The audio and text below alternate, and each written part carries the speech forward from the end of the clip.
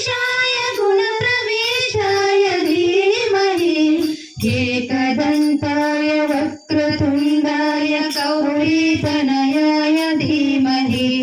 गजेशानाय भालचन्द्राय श्रीगणेशाय धीमहि एकदन्ताय वक्रतुण्डाय गौरीतनयाय धीमहि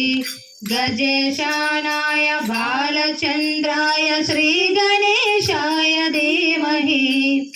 गानचतुराय गानप्राणाय गानान्तरात्मने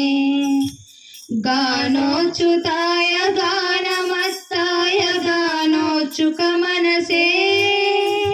गुरुपूजिताय गुरुदैवताय गुरुकुलस्वामिने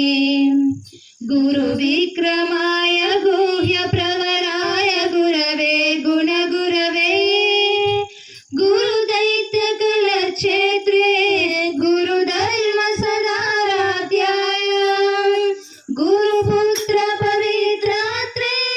गुरुभाखण्डदण्डकाय गीतसाराय गीततत्त्वाय गीतगोत्राय धीमहि गूढगुल्पाय गन्धमत्ताय गोजयप्रदाय धीमहि गुणातीताय गुणाधीशाय गुणप्रवेशाय धीमहि एकदन्ताय वक्रतुण्डाय गौरीतनयाय धीमहि